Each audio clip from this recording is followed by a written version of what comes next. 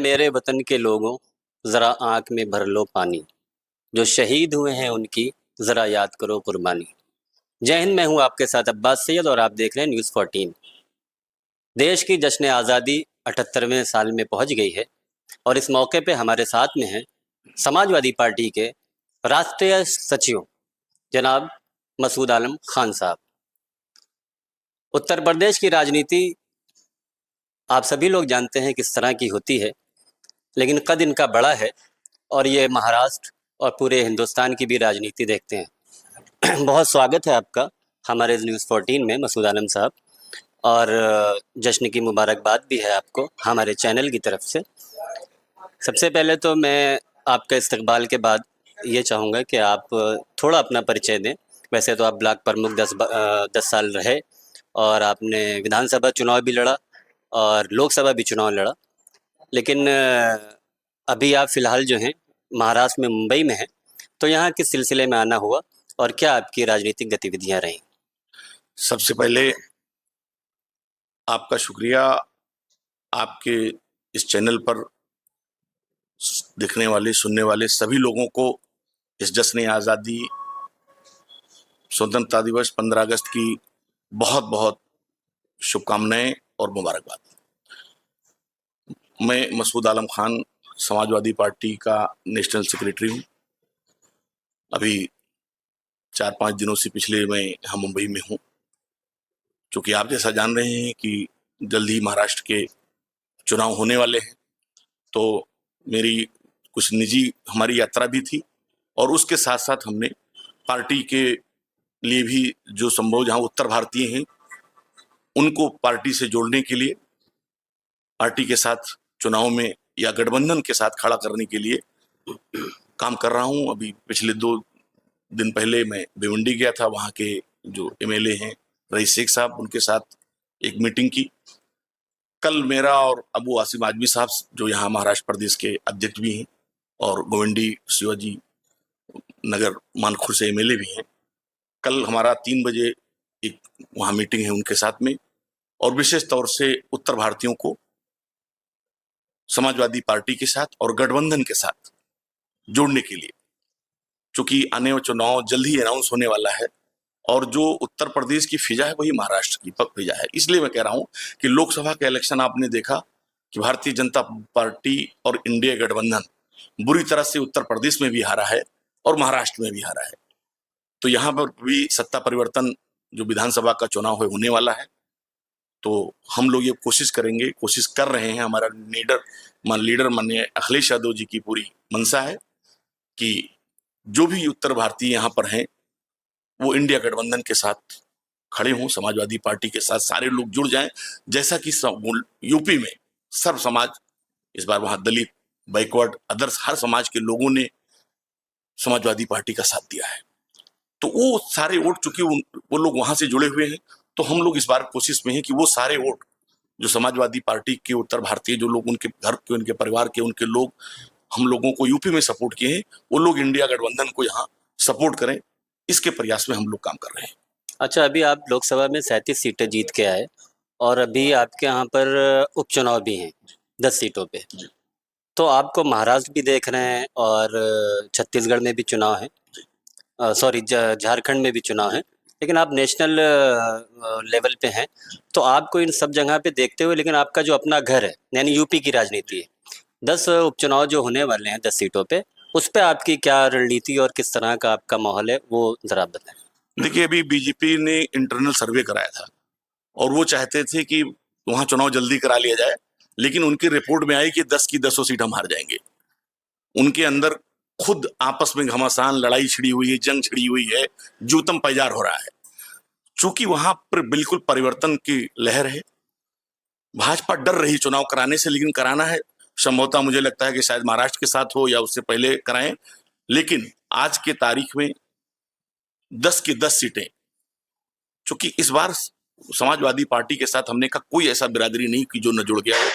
चूंकि केंद्र से लेकर के इनकी नीतियों के खिलाफ, बेरोजगारी के खिलाफ, महंगाई के खिलाफ, भ्रष्टाचार के खिलाफ, लैंड ऑर्डर के खिलाफ जो सिचुएशन और एक जो इस मुल्क में भाईचारा को खराब करने की कोशिश हो रही है, गंगा जमनी तहजीब को खराब करने की कोशिश हो रही है, उससे अब जनता उबर रही है, नौजवान उबर रहा है, नौजवान रोजगार चाहता है।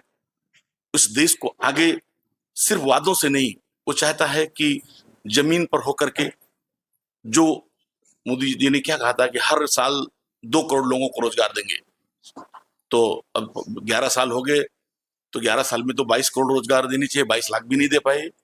तो इसलिए इनकी झूठ नहीं। अब अयोध्या जैसी सीट, अब आप समझिए, भारतीय जनता पार्टी को समझ लेना चाहिए, शर्म से डूब जाना चाहिए कि अयोध्या जैसी सीट वो बुरी तरह से हार गए पार्लियामेंट में।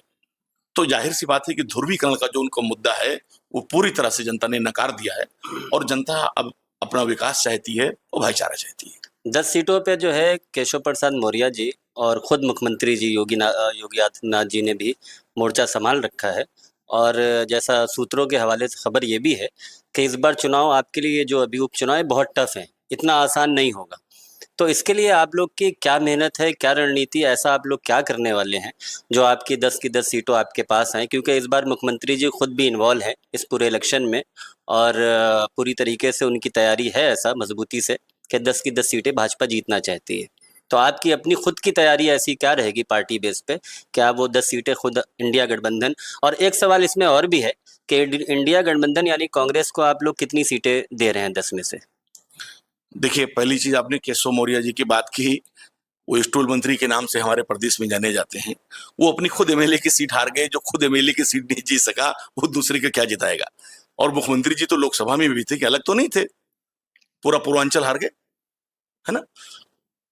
हम लोग कुछ कंफ्यूजन में, हमारी सीटें और बढ़ रही थी, कुछ थोड़ी सी गड़बड़ी हुई, धांधली हुई, 5-7 सीटें हमसे जबरन छीन ली गई, वरना हम तो समाजवादी पार्टी अकेले 40-42 के ऊपर थी। दूसरी चीज ये है कि टफ क्या है, जनता का जनादेश हमारे साथ है, और वो, उनकी कोई भी तानाशाही नहीं चलने पाएगी ना। वो वोट देने, जैसे रामपुर में पिछले बाई इलेक्शन में हुआ कि उन्होंने पार्लियामेंट और एमएलए के इलेक्शन में उन्होंने वोटरों को रोका। इस बार हम लोगों की पूरी तैयारी है।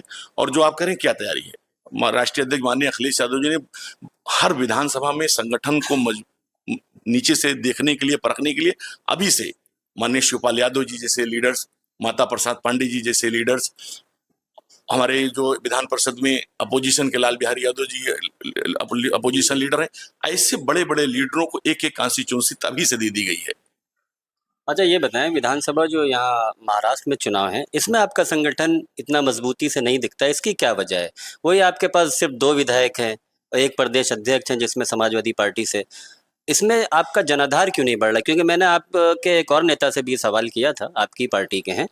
आप लोग का ऐसा क्या कि महाराष्ट्र में, बॉम्बे में इस तरह से जनाधार समाजवादी का क्यों नहीं बढ़ रहा है? किस लिए आए हम लोग, क्या काम कर रहे हैं भाई? इसीलिए ना, पार्टी को अभी यहाँ महाराष्ट्र प्रदेश के हमारे एक बहुत बड़े बड़े लीडर है माननीय एनजी सरोज जी, जो खुद से 4 बार कैबिनेट मिनिस्टर रहे, अभी एमएलए हैं। उनका बेटा भी वहां से पार्लियामेंट मेंबर बहुत बड़े वोटों से जीता है, और बहुत दलित समाज के बड़ा चेहरा है इस देश का। उनको इस बार महाराष्ट्र प्रदेश का माननीय अखिलेश यादव जी ने प्रभारी बनाया है, ठीक है। तो जाहिर सी बात है, जो कमियां थी वो इस बार दूर की जा रही संगठन। और मैंने विशेष तौर से आपसे कहा कि उत्तर भारत में यहाँ क्या है, पूर्वांचल के ज्यादा लोग हैं ना भाई, जहां पर पूर्वांचल के ज्यादा लोग हैं उत्तर भारतीयों में, तो उन सारे सीटों पर तो समाजवादी जीती है। तो वही लोगों, उन्हीं के परिवार के लोगों ने तोड़ दिया है ना, उनके लोगों ने।